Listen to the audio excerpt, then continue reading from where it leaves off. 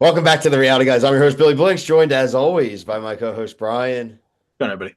Special guest today on the show, Netflix's newest reality TV hit, Million Dollar Secret cast member Chris Allen. Chris, thanks for joining, brother. What's up, guys? Happy to be here. Happy to have you, man. We've really enjoyed the cast interviews. Really looking forward to yours. You're a fellow Jersey guy, man, and so this is close to home for me. I was trying as hard as I could to get Jersey repped in the show. I said it probably every other confessional, and I got one. I got one shout out to Jersey in there. I'm happy about it. We've always said that in these episodes, now that we've talked to you guys, we wanted every episode to just be like 10 minutes longer. Let's just get a little bit more personal info, a couple more of these personal stories. It would have been nice to know you as the Jersey guy. You have some Oh like yeah, good reality TV anecdote stories and just connections, right? Like that kind of stuff would have been nice. It's not too much to ask. yeah. We were talking about like there should be an episode 0 that's released after the fact because we did do all of the interviews where we did our backstory. We all did interviews like that with him. It just didn't really like make it into the beginning. They kind of just went right into like, here are just 12 strangers. The game begins. Go. Like, No, it's obviously the idea that you guys got tossed into something that you didn't have any playbook for is a cool, but also, tough for you guys as far as going on a reality TV show. Now, we talked about it a little bit, but obviously pre-show, but I'd like the audience to know, were you a reality TV fan before you went on the show? Yeah, so my background, right? I've been casting for a few years. The show that I was very, very, very close to going on was season 25 of Big Brother. Very close. I made it to the very, very end of the casting Okay. process to the point where like I was packing my suitcase, and ultimately didn't make it. But I studied Big Brother, preparing to go on Big Brother because I know how that show is, right? That's Big Brother super fans go on Big Brother. I'm like, I better at least know like the general strategies. So yeah, I love reality TV, but I studied up on competition shows, particularly like alliance-based shows, and I think it kind of showed up in how I played this game a little bit. Um, in terms of the way that I kind of formed alliances and relied on alliances to get things done. I also love like The Bachelor. It's like I used to live with my brother and his wife, who she loved The Bachelor, and it would always be on, and I just got totally sucked into that universe. We started the podcast covering The Bachelor. It was the very first show we ever covered. It's a much tougher watch than it was when we started the show, I can tell you that. Yeah, for sure. I actually prefer Bachelor in Paradise to Yep, either same. of the other two shows. So For sure. 100%. And that comes back. That comes back in a month. we So need that. We need that back. The world so needs it's it. weird that they're doing it on Friday nights. It's an interesting choice. And So with golden people. They're all mixed. Yeah, it's Old gonna be people weird. and the regular people.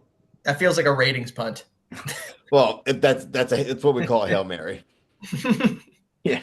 They've gotten spurned too many times by Maria. She's almost destroyed the franchise because she keeps ghosting them. So we'll see how they go. They're about to get to I mean, they're close to season 40 of the actual Bachelor. So they have to be casting hard or pushing all. The problem is with that show, we're gonna end up with like one of the old guys again that we've had from the seasons. Like we're gonna get like Blake. Oh, no. God, no, please. Yeah, but how outrageous but it's not out of the realm of possibility, Brian, right? It's I know it's not, but enough with that guy. How are the rules? Does it work? Like, can the golden people go after the normal age people, or Yeah. like? That's the question. I That's mean, the listen, question. man, we covered MILF Manor, so like I I was gonna feel say like anything is game now in this world. it feels like that's bound to happen. Oh my I God. just don't know if that fan base is ready for his show like that. Like, we're ready for it because we've watched worse, but I don't know if they're ready for it. The Oh, dog. 100%. See, now we're actually juicing ourselves up here. This is good. These are the type of things we need to be ready for. Um, moving into well, actually, with the reality stuff, stick with that real quick though. What would be your favorite reality TV show then? Is it Big Brother now because you watched all the seasons, or do you still hold some other shows higher? It's probably. I mean, it's got to be Jersey Shore, right? I mean, Jersey Shore is my favorite reality show. Yeah, 100%. I mean, it's that Jersey Shore to me as a guy who I grew up pretty close to the shore. Like the part of Jersey I Yeah, lived was like a 20-minute car ride to the shore. I did my post prom in high school in Seaside where they filmed Jersey Shore. My yeah, house for my post prom was on the block where they have the Italian flag garage, like everything, right? yeah.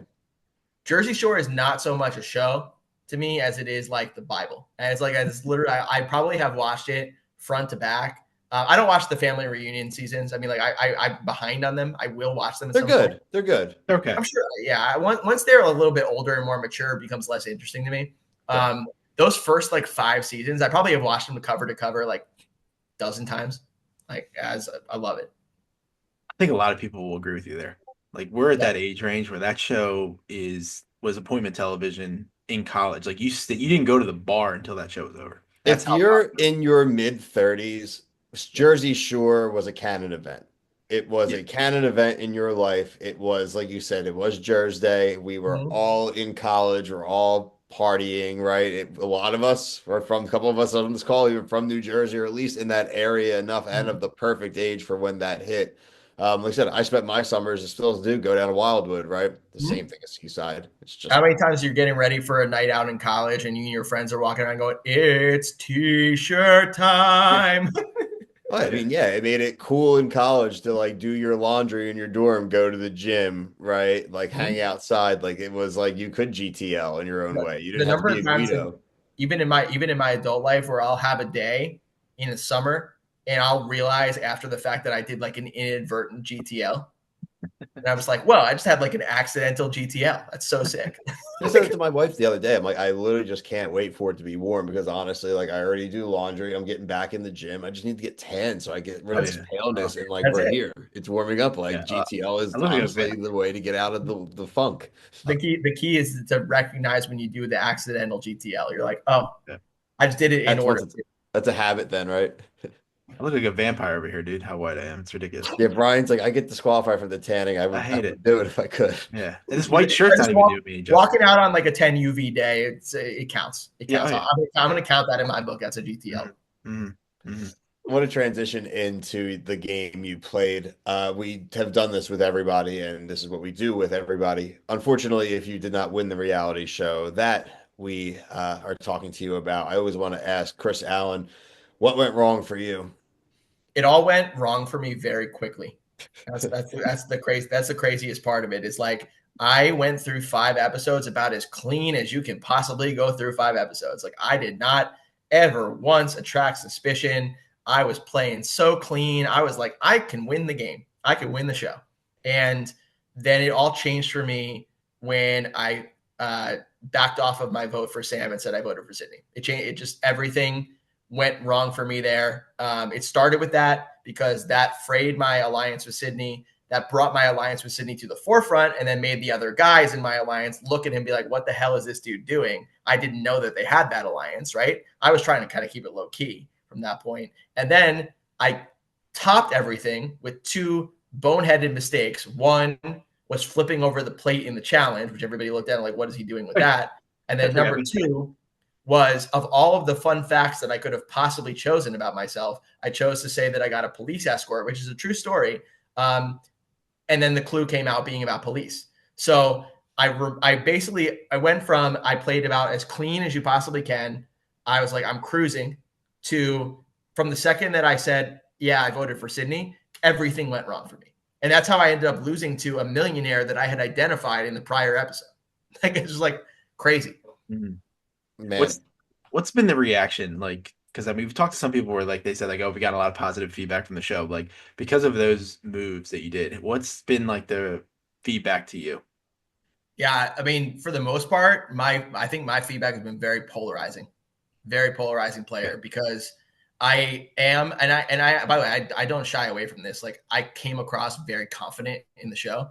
I am very confident. Like that, confidence has been a skill for me. It's been a benefit to my life, and it's allowed me to do things right. But I came across way overconfident, and there's a lot of places where I didn't realize my blind spots. Right. Yeah. I think that rubbed a lot of people the wrong way. And then obviously certain things about like the way that the relationship with Sydney was portrayed, people didn't like. Which there's parts of that is, TV and parts of it that's real in terms of the way that I handled that situation, which is poor and things that I definitely need to learn from. But then you have the other side of it where people say were the best millionaire hunter in the game, which I think I was. I mean, like I was 3 for 3 in terms of identifying people. I got Sam basically right away. And I was getting better at it the further the game went along. So in a game where we only found the millionaire one time, the entire season. We only found the money in the box one time. I think that was something that a lot of people resonated with. So for me, I don't get a lot of middle of the road opinions. Unfortunately, like some of the things you mentioned, like one, unfortunately for you, finding the millionaire didn't mean shit in this game. It didn't mean anything. It didn't mean if the rules were a little different, I probably could have been the most valuable player. But as a result, because we weren't finding the money, it just turned into kind of like all sorts of off book, off schedule stuff, to use a sports analogy. And then like that became a skill. Like, yeah, I identified a millionaire and then lost to her heads up. Like, so it just didn't matter. Do you think it was fair for the you and Sydney relationship to be defined as a showmance? Not really. And I mean, I think that if you go back and look at the actual tape, there's some things where I kind of like crack a joke or two about it, which like we were definitely kind of like having fun with it. Obviously, like when I realized what was happening, I was kind of like, I'm going to have a lot of fun with this. I mean, Yeah. I'm sitting with this beautiful girl by the pool. We're, on this reality TV show in this beautiful house. Like, let's just have a little bit of fun with it. But the realities of it is, I think you guys talked to Sydney, right? Yeah. She had a relationship in her personal life that ended very, very shortly before the show started, right? And I was aware of that fact. So I was not looking for a relationship with Sydney. What I was looking for was a very, very close alliance. And she and I were like that from the second we got in the house, right? So I can kind of see that things were, okay, the other people in the house all are looking at me like, dude, I don't believe you that you're not interested in like, that you're not trying to get at her, right? And I repeatedly said to Lydia, like, I'm playing a game on my side too, right? Mm-hmm. Nobody believed me. So that's a mistake that I made in the game. I was like, I should have been closer to like looking at the optics of what I was doing and how people were going to perceive it because nobody believed me. But, I was like, basically,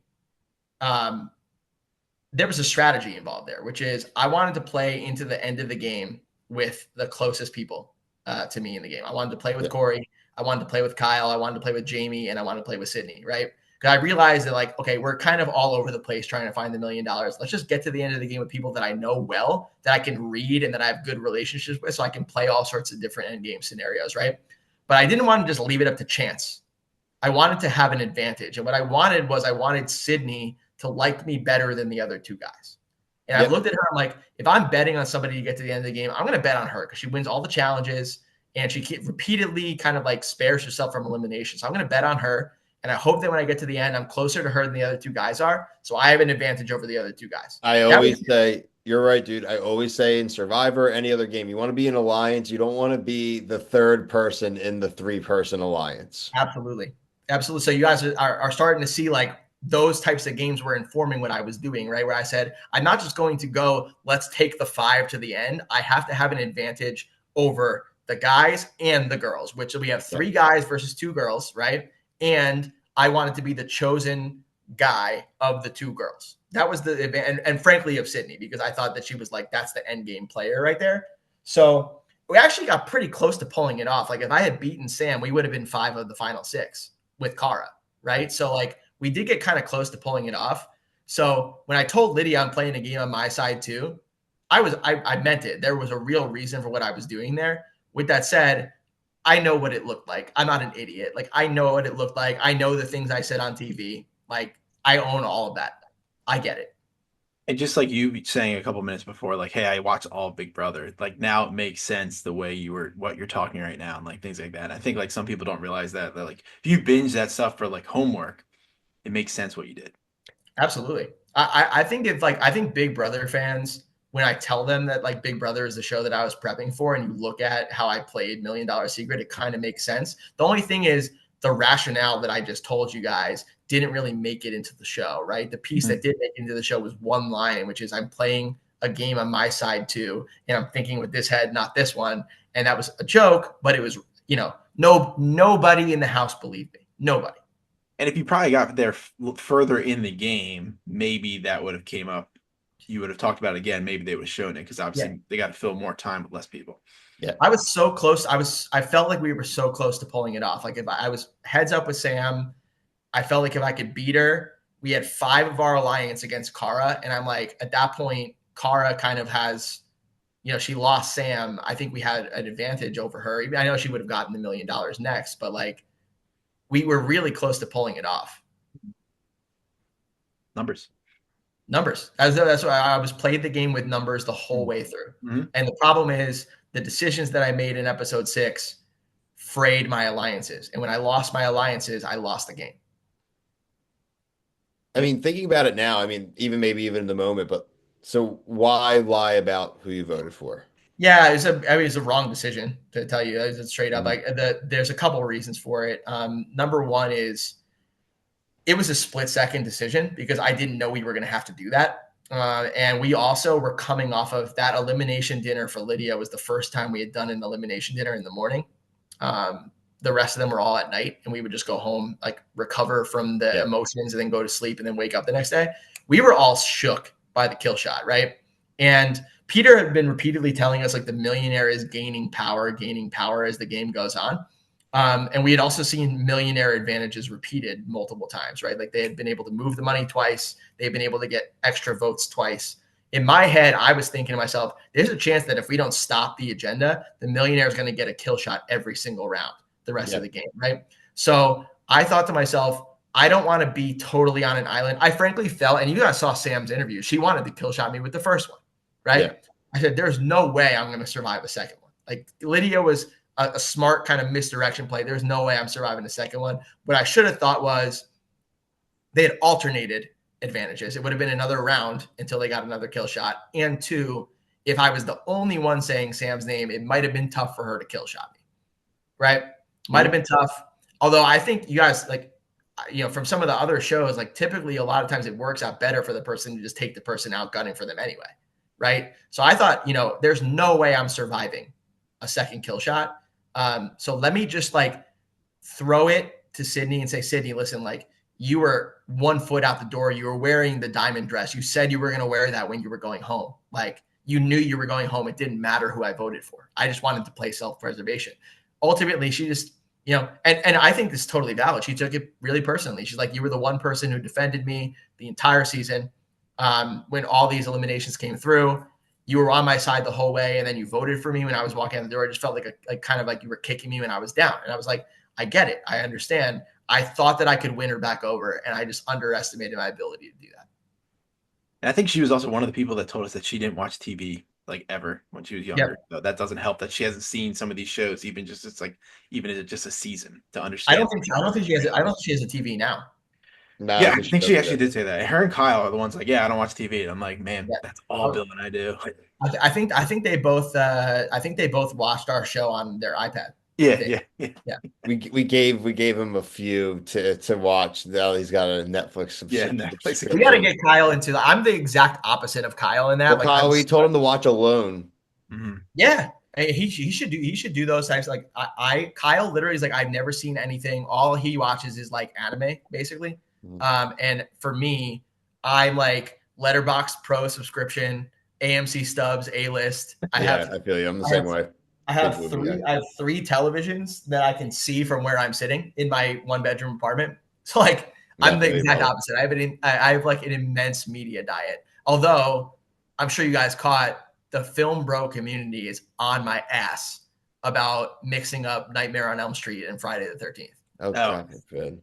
They're on my ass about that, which I wanted to. I think this is the perfect podcast for me to come on and defend myself a little bit. Go for it, bro. Because you guys are movie guys and TV guys. The first PG-13 movie I ever saw came out in 2003. Freddy versus Jason. Dude, I was gonna say Freddy versus Jason. Freddy versus Jason is the first PG-13 movie I ever saw. Okay, I saw them before I saw Friday the 13th or Nightmare on Elm Street, and I've been mixing up Jason Voorhees and Freddy Krueger ever since. Great. I've been mixing them up, and it's a great movie. It's an amazing movie. I love it. It was the first PG-13 movie I ever saw, right? And that literally was the reason why I mixed it up. And I've been telling people that all of the film bros are dunking on me in the comments. They're like, "This is the film buff who didn't know that Jason, that Freddy doesn't wear a hockey mask, right?" And I was like, guys, Freddy versus Jason lives rent-free in my head. And then immediately they're like, "Oh, I totally get it, bro. I totally get it, man." Like, It makes perfect You sense. just got to tell them how old you are. Yeah, like dude, It plays perfectly. I mean, that's why I knew the movie you were gonna say. It's like okay, it's Freddy versus Jason. Like that's obvious. It's literally I've been mixing up the two of them in my head. What's so funny too is Friday the 13th was filmed at a camp in northern Jersey where I did a sleepaway trip in middle school at the Friday the 13th camp. So like obviously like I have a connection to that movie, and for me to screw that up on TV, that lives forever now. I'm like forever. That bothers me. That bothers me more than all of the Sydney stuff. I'm like I'm like all of the movies that I watch. You have one chance to flex your movie knowledge and you screw it up. Like, what are you doing? It's all right, man. That's a good story. See, that's a good story. That's a good story. Did Alien vs Predator happen before that, and that kind of sparked the let's bring these other universes together? In my mind, AVP is like 2002. Okay, that's what I thought. Because I remember I saw both those movies in theaters, and I'm pretty sure AVP was first. Yeah, these I think you're right. 2004. Oh 2004. shit! Okay, it's like exactly the same time. Yeah, so crazy times, man. That's when people used to go to movies, and it was cheap, and that's where you could get away to talk to. Freddy versus Jason was first, 2003. Really? Okay, wow. All right, there we go. Freddy versus Jason. Yep, perfect. 41% on Rotten Tomatoes is bullshit. That's 99% in my eyes. Horror movies never do good. Our era horror movies never really did well. I want to see what the fan rating is, though. To be fair, 50%. People are so snotty. That's crazy. That's crazy. Well, I'm gonna do like a TikTok series where I'm gonna, as penance for the mistake that I made, I will watch, maybe even live stream Friday the 13th and Nightmare on Elm Street, and I'll even watch like the bad sequels. Like I'll do it. I did with a buddy of mine on his podcast. He would do like full series, and we did every single Halloween movie. So there was like whatever, 13, 14 episodes we did, even the bad ones and cringy ones. So it's fun when you start doing the full series and stuff, and you can keep commenting on it as you're progressing. It is really fun. Once the original director drops off and they start just going to the alternate directors, and they go like, Nightmare on Elm Street 6. We got like a camera guy to direct this one. That's when it gets bad. Yeah, or Jason goes to space. It's like the Leprechaun in the Hood. Leprechaun goes to space. Leprechaun in the Hood again. It's like back to the Hood. Yeah, he doesn't get a space twice. He goes to the Hood twice. You know what I was thinking too is I was like probably my favorite event, period, every year is Halloween Horror Nights in Orlando. I've never gone, but I always have wanted to. I'm a big theme park guy. Like I love theme parks, and Halloween Horror Nights I went, and it became my like obsession. Basically, like I'm legitimately obsessed with Halloween Horror Nights, and I was like, if they have a Halloween Horror Nights house for Friday the 13th or Nightmare on Elm Street, and there are people at HHN who recognize me and give me shit in person, I'll be like, I regret going on this show. Instant regret. And no guy lives in Orlando, works on that. So it's cool. It's a cool. I would highly recommend you do it. It's like the coolest thing. It's like I've been like counting down the days for the next one. Like it's the coolest thing. I want to do one of those groups though, where you like can skip the line though. Like I don't want to go like individually. If you do it, just pay extra for the skip the line pass, because like it's so crowded with like preteens and teenagers. They all go like after high school. They all go and they just like because they live down the street. They screw with you. Like they'll just mess around with people in the line. It makes it super like you don't want to be. And every house has like a 2-hour wait, so you can't do them all in one night. So just pay for the extra pass and just skip the line, or do the I think they call it like I forget what they call the VIP tour. I think they call it the RIP tour. Do that. That's awesome. Super cool. That sounds pretty sick, actually. Yeah, it's sweet. I got a question for him. So now that you're part of the Netflix universe, if Nick Lachey calls you up and is like, I want you to be on Perfect Match, are you going?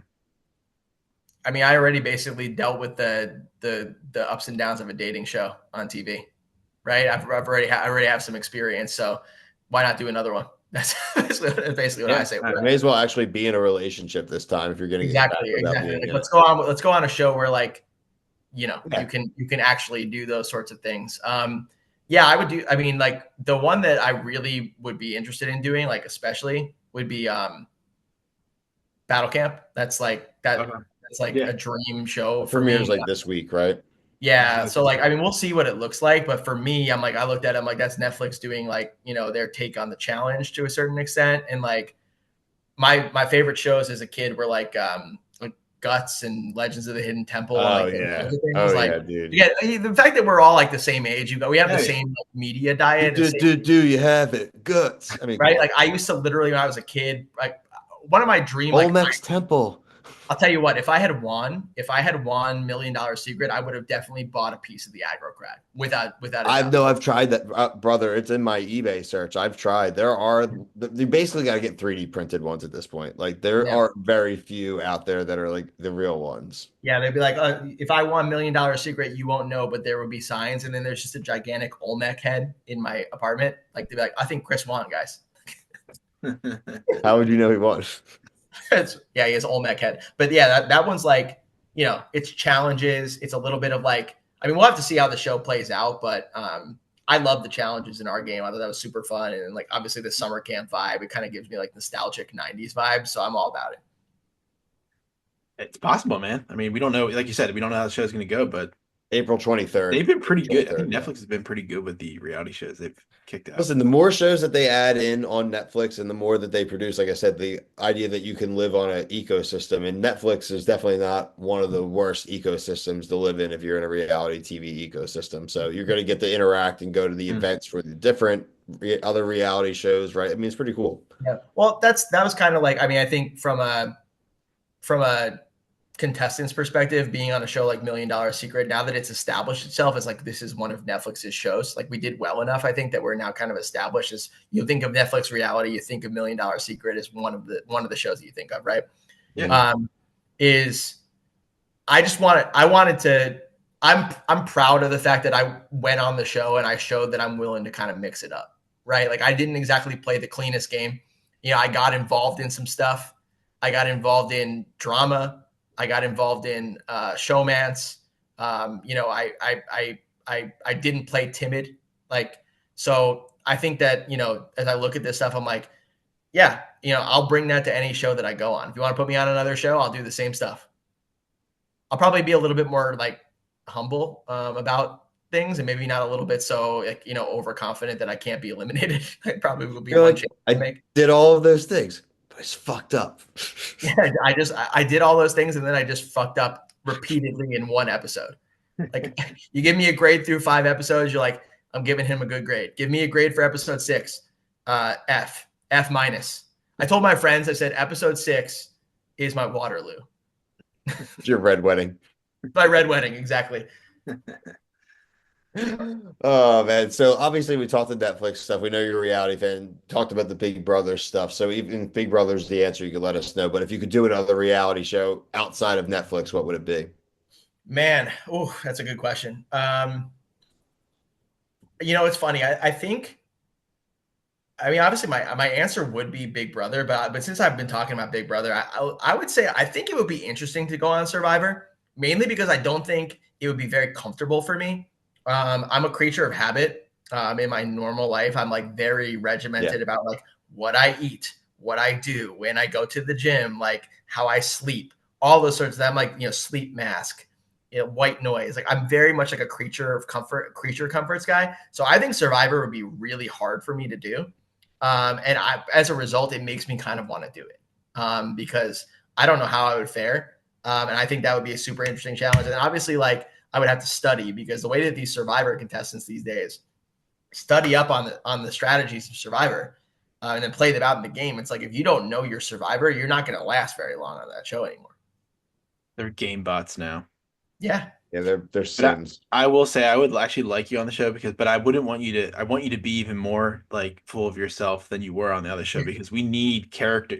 That's the problem with Survivor now. Everyone's just like a sob story, but I want you to come in with some like arrogance because that's what. I want to bring Jersey Shore to the island. That's what that's what used to make Survivor good. Is like people you like and there's people you like root against. I'm not saying I would root against you, but we need personalities. Yeah. It's funny. Like I've seen a lot of like some of the more negative like TikToks and comments about me on the internet. And then like somebody will inevitably come in and be like, why are you guys being so mean? Like we've had way worse reality show villains than this before. And I was like, Yeah, you know what I was doing on the show wasn't to me it wasn't inherently villainous. I'm just from Jersey. It was not villainous at all. Like Just from the Northeast. I'm just from Jersey, man. Like that's it. This is just my personality. This is just Jersey, man. To other people, it's kind of probably a lot to handle, but like where I'm from, this is just how everybody is. You know how it is. So I don't think you did anything wrong. Yeah, no, at all. Not at all. And we watch a lot of TV. I don't think you did anything wrong. No, I mean the one that I think people get a lot of like on our show, people have a lot of chatter about is just how Lauren's dinner went down. But like we knew that was a controversial move when we did it. But like you guys said, the rules of $1 Million Secret are there's a lot of gray in them. Mm-hmm. And one of the things that we felt pretty comfortable about we felt pretty confident about is that when Lauren decided to hold back advantages, she had an advantage over the rest of the players in the house. And we're like, well, if I'm guilty, everybody's guilty. There's nobody in the game who's innocent.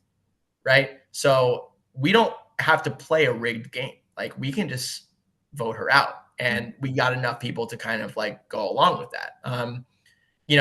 Watching it back, I was a little bit like, I think I was a little bit rougher on her than I remember it being in person. And I actually called her after the show and kind of apologized for just like how that went down. But I also did feel like somebody needed to lay the case out in order to sway the swing vote there.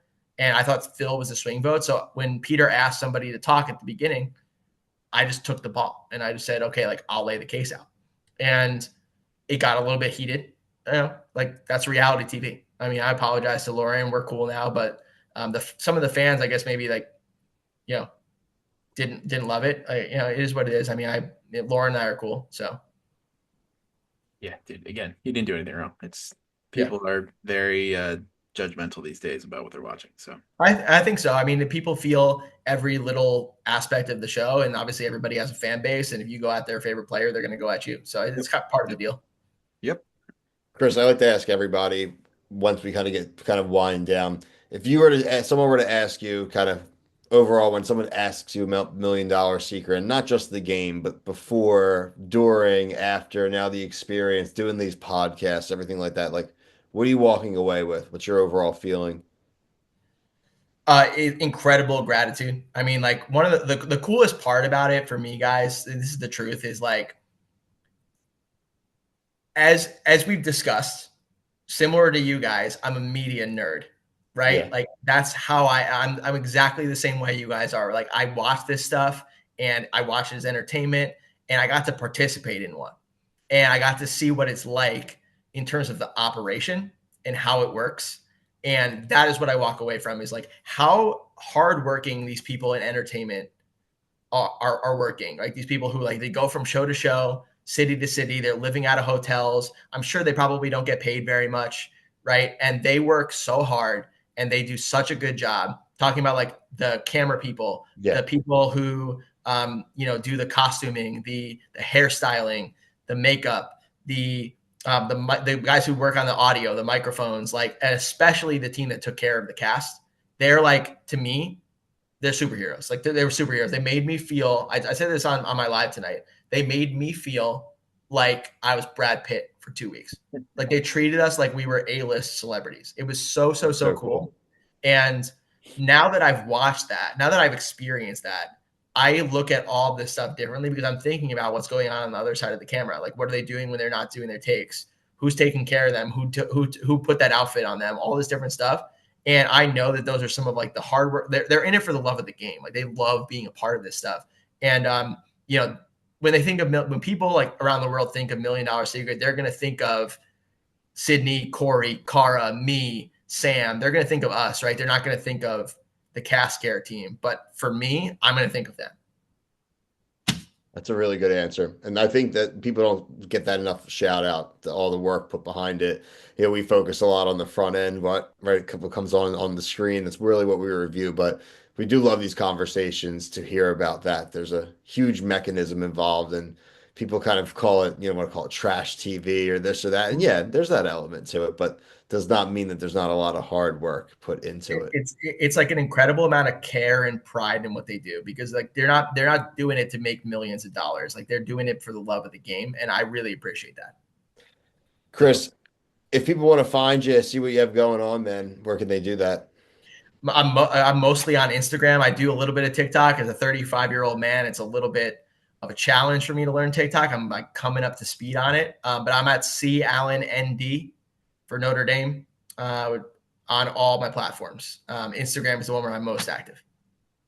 Cool. We'll post that stuff down there. Again, and you can see Chris in all of his reality TV glory. Netflix, $1 Million Secret. It's the first and only season so far. Go check it out. Hit that double thumbs up in Netflix. Show the love. Hit the thumbs up here on the video. Subscribe. Go check out all of our other interviews. And we're working on doing a big group one. We want to get you all together. As many we can get together at once. Nice little reunion. You deserve it. We would love to do that, man. If we don't get a reunion of our own through Netflix, we got to do it somewhere. So. Well, like I said, we'll provide the avenue. We'll clean it all up. We'll make it look nice. But until next time, for myself, Brian, Chris, thank you for joining. Everyone, thank you for watching. All right. Peace. Thank you, guys.